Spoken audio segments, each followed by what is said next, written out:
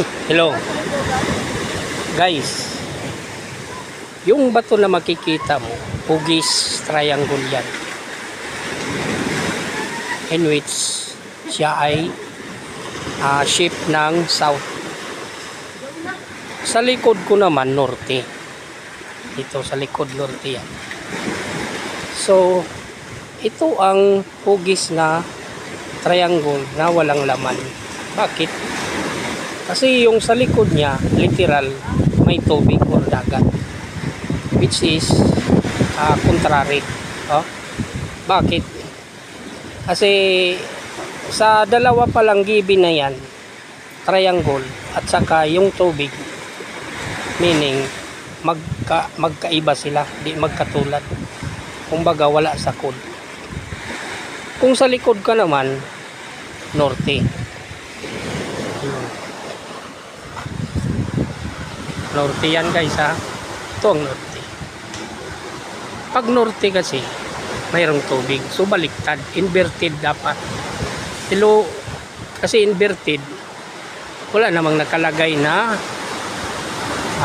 hugis ng merong mga pudlit-pudlit. Ayun. So walang dahilan. Ang dahilan nito, so itong tinatatayuan ko, ito yung cross line, yung tinatayuan ko. So meaning, walang laman itong area na to. Pag dito naman sa west, ito yung west niya. Banda ng alas 2 ng hapon na yan. So alas 2 ngayon, so pasayop yan, yung pababa yung araw, siya ay west. Which is, sa nakikita ko,